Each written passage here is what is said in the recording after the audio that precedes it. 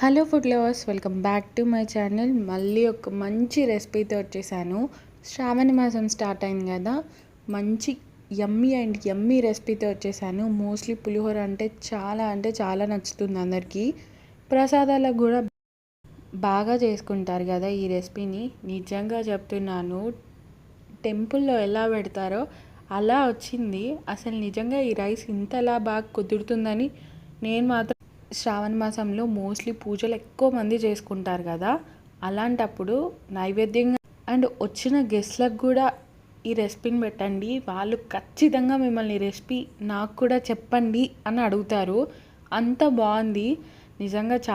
చాలా బాగా వచ్చింది. ఫస్టే రైస్ కుక్ చేసి పెట్టుకోండి. అది కూడా పొడి పొడిగా రావాలి. కొంచెం మెత్తగా అయితే మళ్ళీ టేస్ట్ బాగానే ఉంటుంది. బట్ మీరు రైస్ కుక్ చేసుకుంటున్నారు కదా, దాన్ని బట్టి చింతపండుని కూడా తీసుకోండి. ఇద్దరికి, ముగ్గురికి లేదా ఒక్కరికి. నేనైతే ఒక్కరికి సరిపడంత లేదా ఇద్దరికి సరిపడంత చేశాను.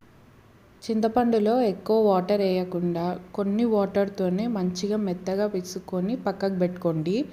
ఇప్పుడు ఒక బాండీలా కానీ గిన్నెలా కానీ కొన్ని మెంతులు, ధనియాలు, జీలకర్ర, మిరియాలు నేను పౌడర్ వేసాను. మీ దగ్గర డైరెక్ట్ మిరియాలు ఉంటే అలా వేసుకోవచ్చు. నా దగ్గర లేదు కాబట్టి నేను వేసాను. అందులోనే కొన్ని ఎండుమిరపకాయలు కూడా వేసుకొని కొంచెం ఫ్రై చేసుకొని మంచిగా మెత్తగా మిక్సీకి పట్టుకోండి. అస్సలు బరకగా వద్దు. చింతపండు కూడా మంచిగా గుజ్జు తీసుకొని అది కూడా కొంచెం ఉడికించండి.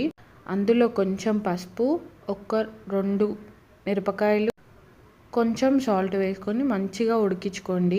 ఇప్పుడు ఒక బాండీలో ఆయిల్ పోసుకొని జీలకర్ర ఆయిల్ వేసుకొని కొంచెం వేగిన తర్వాత పల్లీలు, శనగపప్పు, మినపప్పు, ఎండుమిరపకాయలు, పచ్చిమిరపకాయలు, కరివేపాకు అన్నీ వేసుకొని మంచిగా ఫ్రై చేసుకోండి.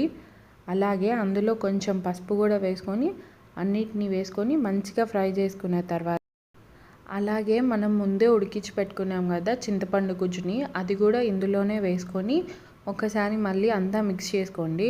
అలాగే పౌడర్ కూడా వేసుకొని 1-2 నిమిషాలు ఉడికించుకోండి.